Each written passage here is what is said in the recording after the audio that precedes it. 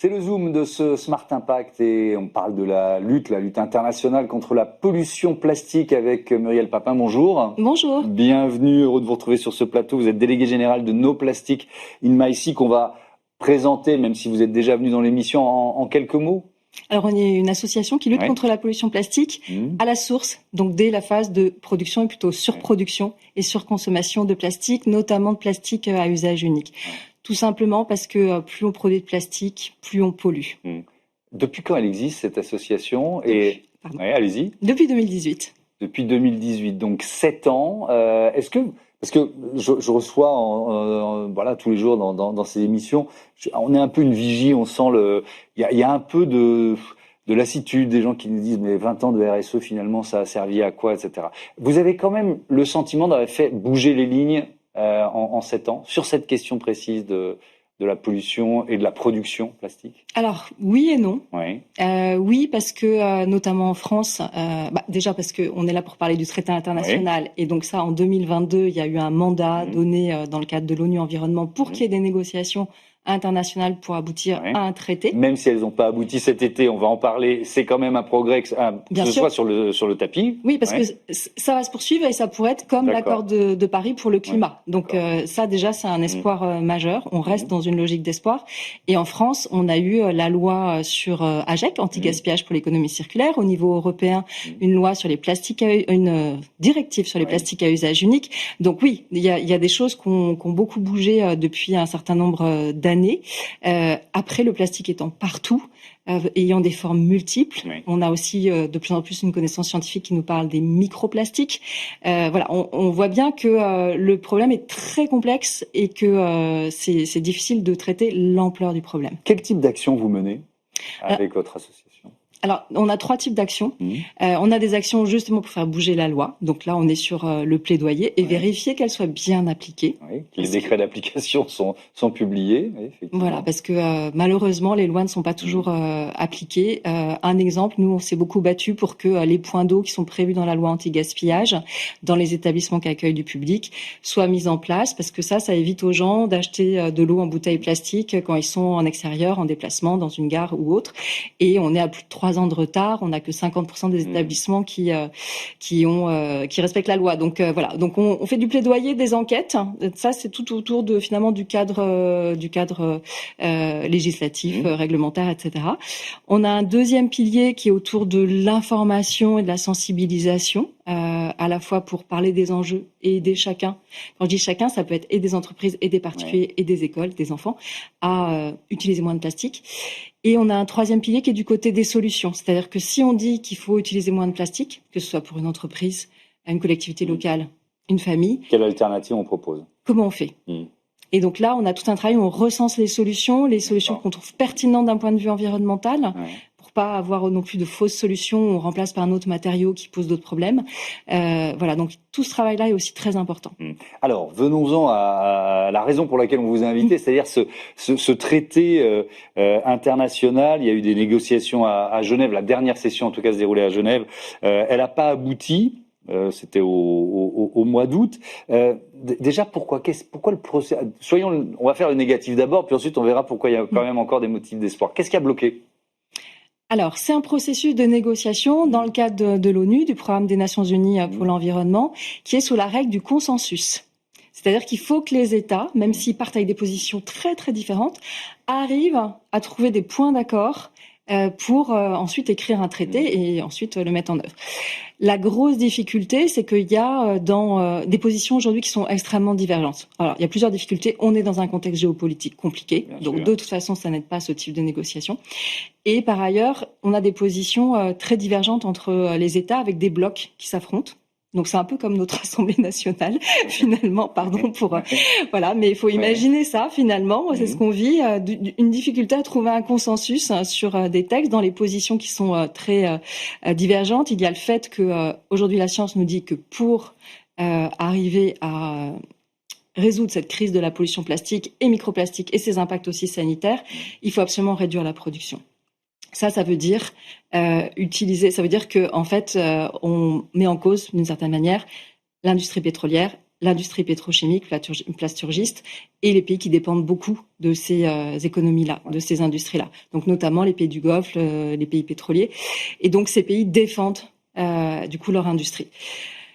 Donc on est dans cette situation-là. Ça ne veut pas dire qu'il n'y a pas d'avancée, mais trouver un consensus, c'est extrêmement compliqué. Et donc, on va ouvrir la partie espoir. Vous dites que le processus est enclenché et donc il y aura de nouvelles sessions de négociation. Est-ce que le nombre de pays qui sont prêts à signer augmente à chaque fois? Vous voyez ce que je veux dire? Alors, en fait, ce qui est bien, moi j'ai vu ce qui s'est passé en Corée dans l'étape précédente, où là on a eu des coalitions de pays, autour de 100 pays, il y a à peu près 180 pays qui négocient. Donc là, on avait plus d'une centaine de pays qui étaient d'accord, par exemple, sur la réduction de la production à l'échelle mondiale, qui étaient d'accord sur aussi un point crucial, c'est réduire les additifs chimiques dans les plastiques. Il y en a plus de 16 000 et on sait qu'il y a au moins un quart qui est vraiment nocif. Voilà, donc on avait des points d'accord, on a continué à les voir. En revanche, on a vu une radicalisation quand même des opposants. Et malgré 10 jours de négociations, il y a eu, on est resté du coup dans cette situation-là. Ce qui était intéressant à la toute fin, parce que ça n'a pas abouti, mais à la toute fin, on a vu des pays bouger, comme la Chine, qui est un gros producteur de plastique, qui a eu des déclarations pour dire que le plastique était un produit plus complexe que ce qu'ils avaient imaginé, que en effet on avait une production qui n'était pas soutenable et que il fallait réfléchir à des alternatives. Et ça, au-delà du fait que c'est un pays qui a un poids majeur, il peut aussi entraîner derrière plein de pays asiatiques. Donc ça fait bouger les lignes. Oui, c'est passionnant ce que vous dites parce que à côté de ça, on a des États-Unis avec le retour de Donald Trump à la Maison Blanche qui nous dit que le changement climatique est l'arnaque du siècle. Hein. Enfin, il nous le dit devant les Nations Unies d'ailleurs. Hein. C'est pas un hasard. Est-ce que la Chine peut se dire tiens, il y a une opportunité, même avec beaucoup de cynisme, mais de devenir le porte-parole de ceux qui font bouger les lignes dans le bon sens. Hein. Vous voyez ce que je veux dire? Bien sûr. Alors ça fait des années, voire des dizaines d'années, que la Chine a une stratégie de présence dans les instances multinationales, y compris à l'OMS, etc.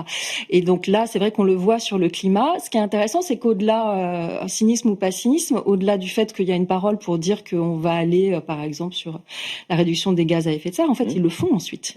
Si on prend cet exemple-là sur le climat. Donc, s'ils commencent à dire des choses sur le plastique et qu'ils agissent de la même manière, ça peut être rassurant. Le prochain rendez-vous, c'est où? C'est quand? On ne sait pas encore. Il y a le bureau du Comité national de négociation qui se réunit la semaine prochaine. On pense que de toute façon, comme il y a beaucoup d'échéances internationales d'ici la fin de l'année et même en début d'année, ce sera pas avant le printemps, ce qui laisse le temps aussi de négociations entre les sessions qui sont nécessaires pour continuer à faire bouger les lignes. Évidemment. Alors bon, c'est pas parce qu'il n'y a pas eu d'accord que il faut rester les bras ballants. Je voudrais qu'on s'intéresse à ce que fait la France comme État, et puis à ce que peuvent faire les entreprises, notamment françaises. D'abord, au niveau étatique, il y a un plan plastique, c'est ça qui est dans les tuyaux? Oui, tout à fait. Alors, il y a plusieurs choses en France. On a parlé de la loi anti-gaspillage. On a aussi une déclinaison d'un règlement européen sur les emballages qu'on va devoir mettre en œuvre.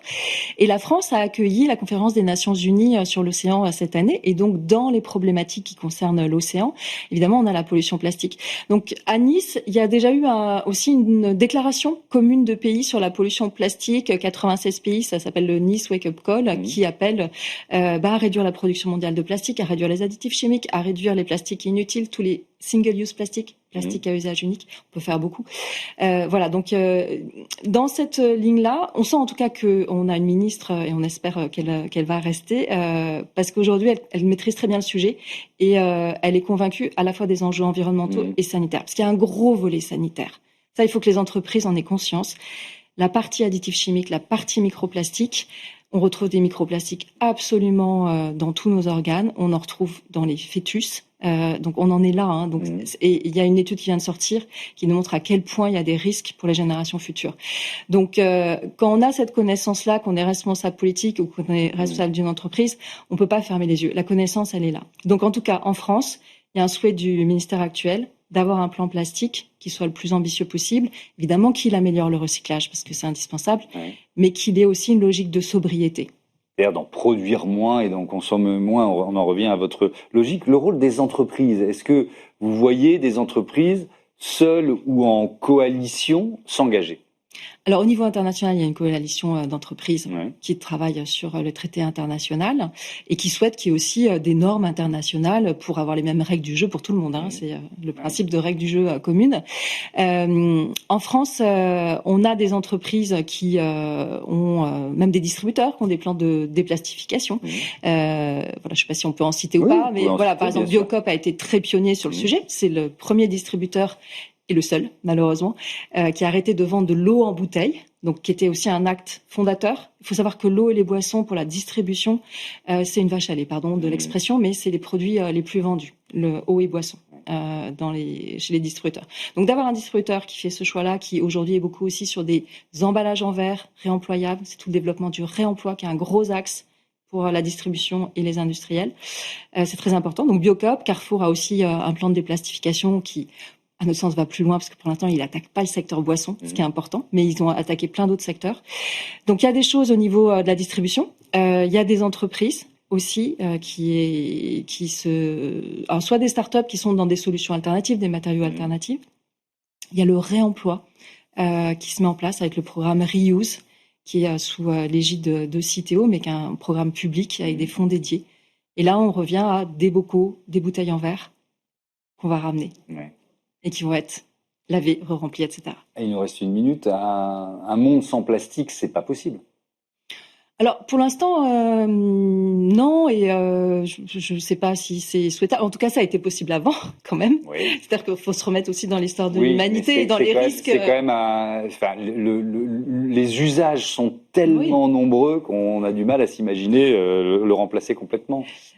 En fait, honnêtement, moi je dis pas qu'il faut revenir à un monde sans plastique, mais si on se remet sur du temps long, c'est un matériau qui s'est développé à partir de 1950. Donc en fait, il y a plein de gens vivants qui ont connu un monde sans plastique. Faut aussi qu'on se rappelle ça et qui n'était pas si malheureux que ça. Bon, maintenant, aujourd'hui, en effet, il est partout.